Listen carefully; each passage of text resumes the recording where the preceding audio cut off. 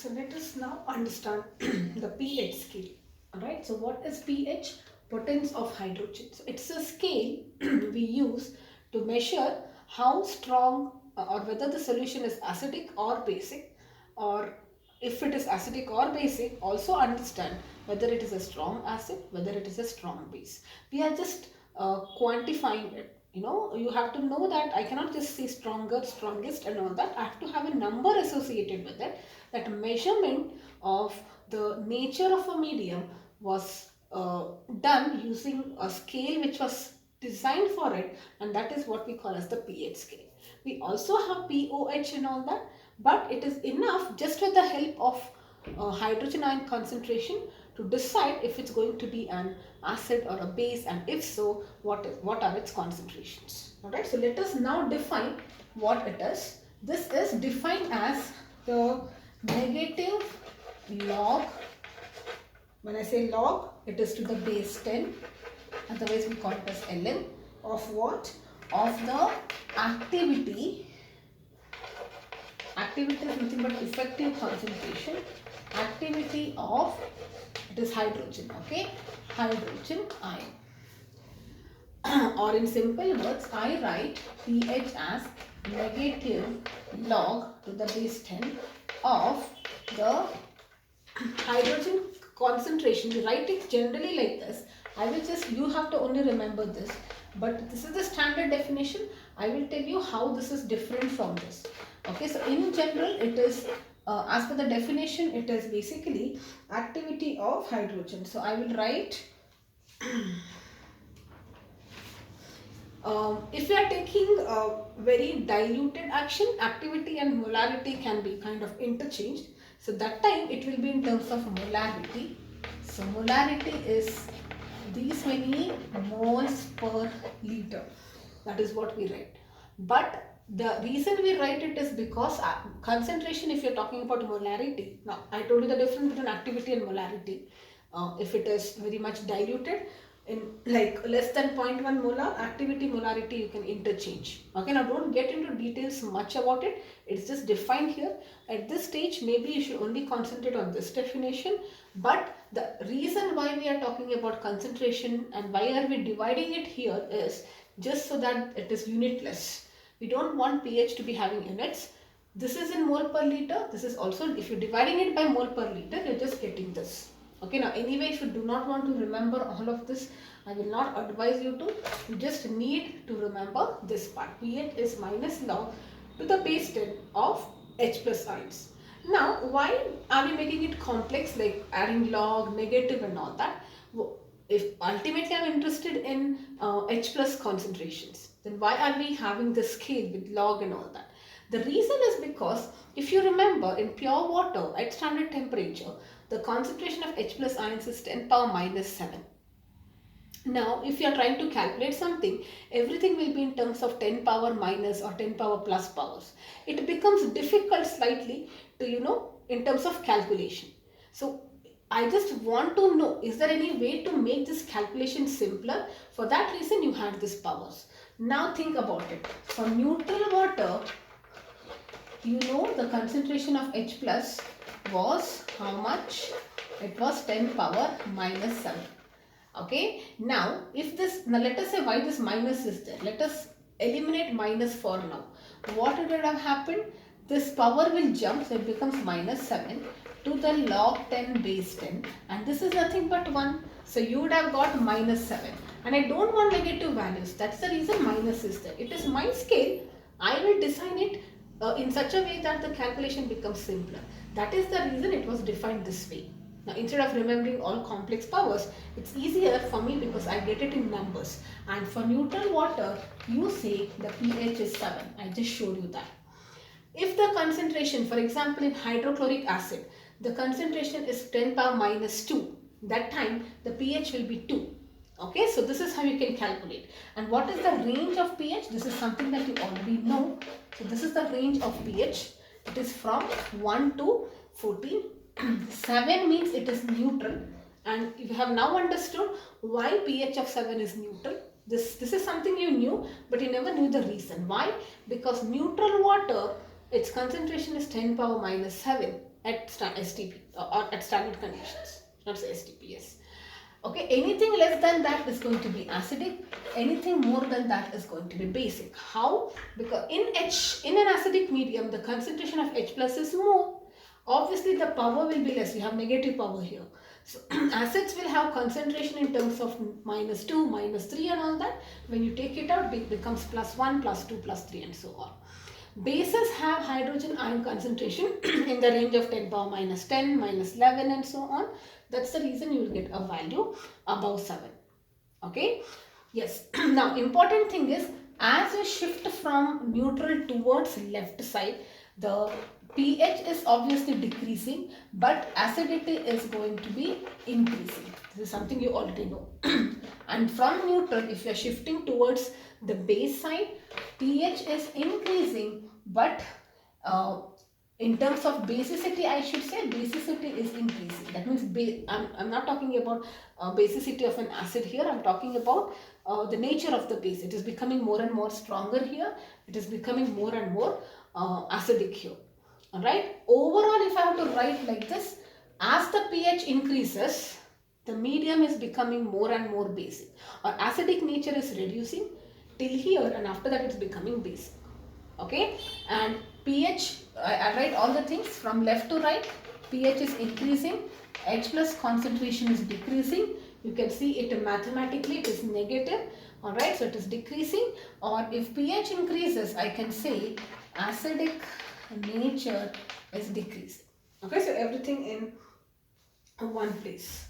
Alright, so now you know concentration is dependent on temperature, but still pH is not dependent. The reason is because for a small change in pH, like if you have to change 1, it should be in the range of factor 10. Like, you know, what I'm saying is here if I have 2, for it to change from 1 to 2, if the pH has to change from 1 to 2, the concentration has to change from 10 power minus 1 to 10 power minus 2. So there is a, that's why temperature wise concentration is significant, pH is not as significant, not that important though. Just remember it is pH doesn't vary much with temperature, because you know the unit is now scaled only to 14 units. So it doesn't make much of a difference. And how do you measure pH? Measurement, there are 2 measurements. One is using a pH paper and second one is using a pH meter. pH paper is something that you studied in class 10. You have a universal indicator which is made up of a mixture of different indicators, and there is one paper which is dipped in solutions of different mediums, correct? And then you have a shade card like this. There is a standard shade card. What you do, you are given a test solution whose pH you are supposed to check. You dip it in the given solution. You dip this pH. This is a shade card which is standard. The pH paper, what I meant, is actually dipped in the test solution and you get a color, and then you match the color with the shade card. Alright. But these days you have 4 such papers and you might get a slightly different shade, so that you can actually compare it with using a pH paper. Alright, it's given in your textbook, the diagram, you can just check. Not that important from the exam point. Now, pH meter, when you want more precise values, because when you're matching it with the shade card, you might feel, you know, it may be this shade or this shade, not much of a difference.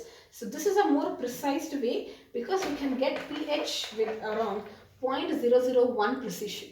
Okay, the precision is more. What is the logic? This is measuring the pH based on electric potential. You're using an electrical setup to measure it. You don't have to know the details, but this is a more precise way to measure the pH. Alright, let us take a few examples so that you understand this. Theoretically, not much, but example questions are, exercise questions are important. Let us say hydrogen ion concentration. This is again a work example 7.16. H plus concentration is 3.8 into 10 power minus 3 molar. You have to find the pH. Okay, pretty straightforward. pH is minus log to the base 10 of the concentration. So it is this much. I wrote this so that I will just explain you how to calculate this. This minus sign as it is. So log of a product becomes, if I build it up, it will be addition, correct? So it will be log 10 to the power minus 3. This is a product, it becomes this. Minus sign as it is, the value of this is 0.58 and this jumps out, it becomes minus 3. That is how you get 2.42, which means it is acidic. Okay, so like that there are 2-3 examples, you can just go through that. Now I will do a little detailed question which can be possibly asked in your exam. Yes, the next one is 7.17. You have to calculate the pH. What is the pH of 1 into 10 power minus 8 molar solution of HCl. Okay, and the reaction is also given to you. H2O liquid plus, okay, this is a reaction wherein water is acting like a base or an acid. Now, I'll tell you the reason why we need this. Okay, this is aqueous plus OH minus aqueous. Alright, and for this reaction, ionization constant, or we call it as ionic product of water, it is standard 10 power minus 4. Now let us see why do we actually need this here. Okay, now the question is simple. There is a solution. Remember, the word solution means HCl is added to water and overall the solution's concentration is this. If I want to calculate the pH, what is pH? Minus log to the concentration of H plus. So the H plus, to calculate the pH, I need H plus concentration. And there are two products which are giving me H plus. The hydrochloric acid is also giving me H plus. The water, the solution, is also giving me H plus. Overall, I need the summation of this. How many H pluses because of acid dissociation? How many H plus because of water dissociation?